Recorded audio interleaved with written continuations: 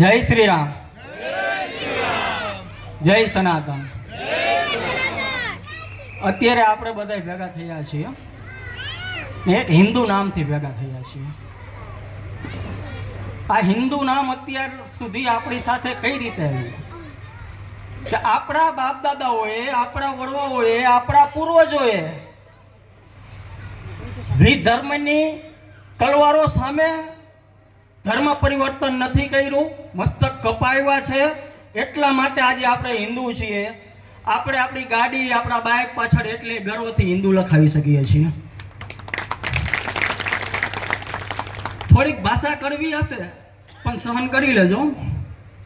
પણ અફસોસની વાત એ છે કે આપણો આ સનાતન સમાજ આજે જાતિ, પેટા જાતિ, વિવિધ સંપ્રદાયોની અંદર એટલો વેર વિખેર બની ગયો છે કે સનાતનનું મૂલ્ય આપણે ભૂલી ગયા છીએ. આ વિશ્વનું શરીર એટલે સનાતન છે, પણ આ શરીરનો એક ભાગ આજે પણ વંચિત, શોષિત, પીડિત છે કે જેને આપણે અપનાવી નથી શકતા, આપણે એને ગળે લગાવી નથી શકતા, આપણે એને આપણી બાજુમાં બેસાડી નથી શકતા, પણ આપણે કૂતરા બિલાડાને બાજુમાં બેસાડીએ છીએ. આપણા પૂર્વજોએ આ ધર્મ માટે શું કર્યું? શિવાજી લડ્યા, મહારાણા પ્રતાપ લડ્યા, અનેક વીરો લડ્યા. અરે આ ધર્મ માટે ચેતક જેવો ઘોડો લડ્યો कि धन्य धन्य धरा जहाँ की शक्ति, जहाँ की भक्ति, जहाँ का स्वाभिमान कभी बिका नहीं.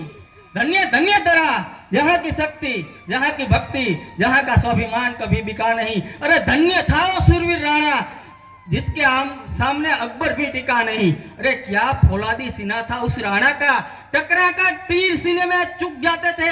अरे हिड़ाता था चेतक तो मुगलों के छक्के छूट जाते थे. अरे ऐसी आंधी उठाई राणा ने हल्दी घाटी में. अरे सूर्य देव भी छप गए गगन पर. अरे आदमी तो आदमी एक घोड़े ने जान दे दी वतन पर. आदमी तो आदमी एक घोड़े ने जान दे दी वतन पर. અત્યારે સંખ્યા સોસાયટીઓ પ્રમાણે બહુ ઓછી છે, પણ આ એ લોકો છે કે અટલ બિહારી વાજપેયી કહેતા હિન્દુ તન મન, હિન્દુ જીવન, રગ રગ હિન્દુ મેરા પરિચય, કે જેમની રગોની અંદર હિન્દુત્વ છે, સનાતન છે, એ લોકો અહીંયા બેઠા છે. અને આ ધરતી, મારા શબ્દોમાં કહું તો વીર, વીરત્વ અને વિદ્વાનોની આ ધરા છે. વીર, વીરત્વ અને વિદ્વાનોની આ ધરા છે.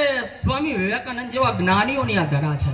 અરે સીતા સાવિત્રી અને અહલ્યા, કર્મવીર, બધી સન્નારીઓની ધરા છે. આ વીર, વીરત્વ અને વિદ્વાનોની આ ધરા છે. આપણો ઇતિહાસ શું હતો?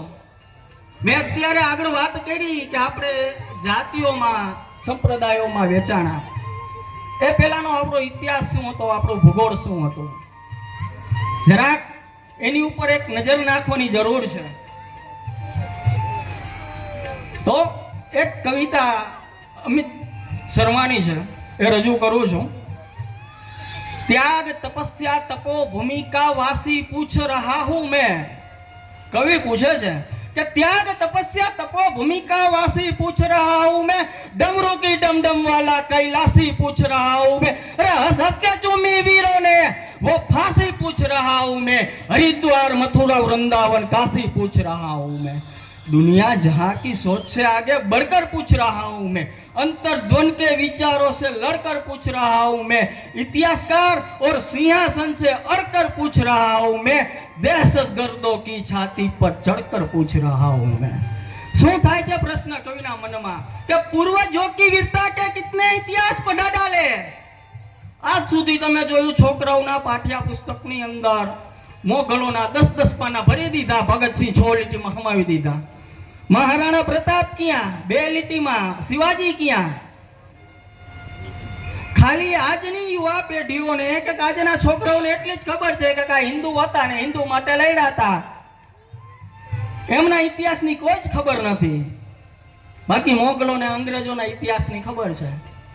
कि सुन आती हंसी मुझे इतने उपवास पढ़ा डाले. अरे इतिहासों के अंदर कितने कितने महान सुने, कई राणा महाराणा और कितने ही चौहान सुने.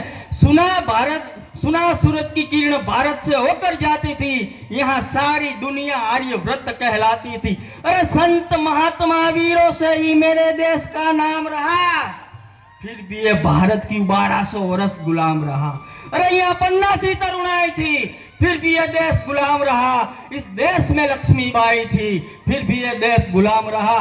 चाणक्य की कूटनीति बिल्कुल भी काम नहीं आई, गंगा यमुना जैसी नदियां रौद्र रूप ना दिखलाई। अरे इतिहासों के पृष्ठों पर पृथ्वीराज मत वाला है, चतक वाले राणा का 1 कुंटल का भाला है।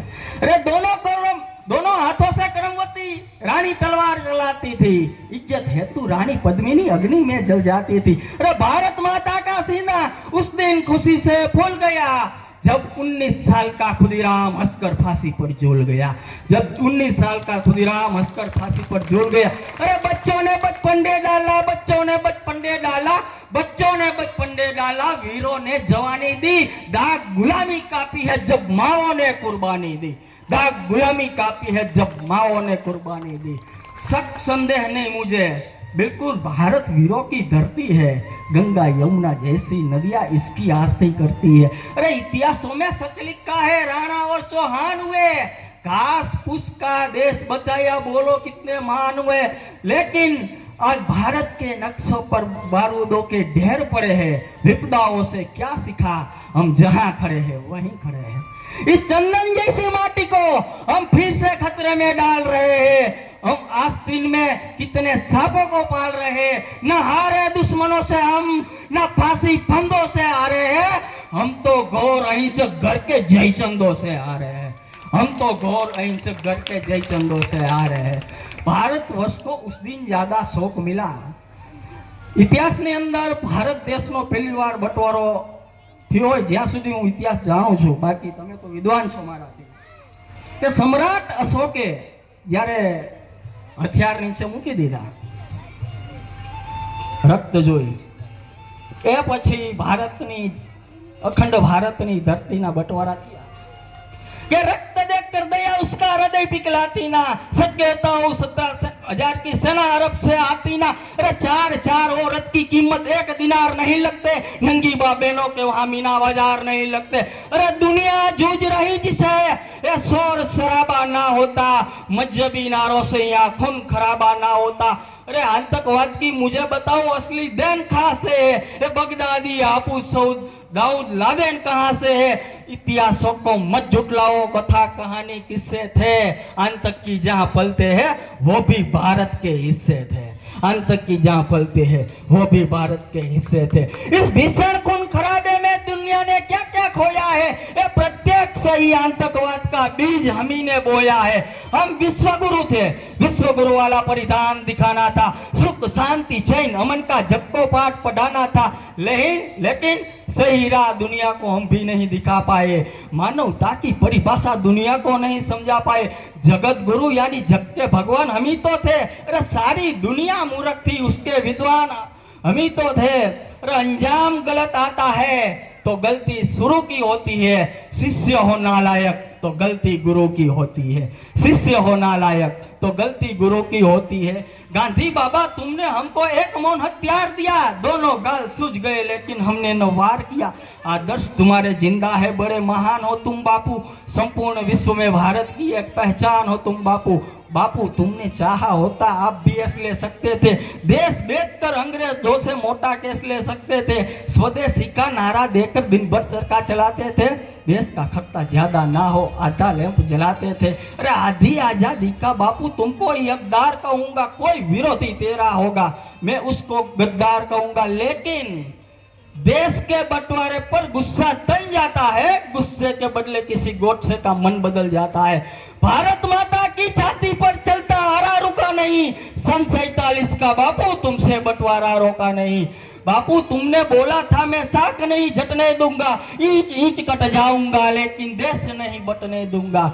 लेकिन धरती अंबर चांद सूरज सब ही शर्मिंदा थे, जिस दिन देश बटा बापू उस दिन तुम भी जिंदा थे। वैसी दरिंदों के हाथों में महिला हुए खिलौने थे। अरे कविताओं में क्या बतलाऊं, कृत्य कितने खिलौने थे, रोते रोते थी कितनी आंखें जो पथराई थी। अरे पूछ रही लावारिसला से जो कुत्तों ने खाई थी, पूछ रही लावारिसला से जो कुत्तों ने खाई थी। जय श्री राम।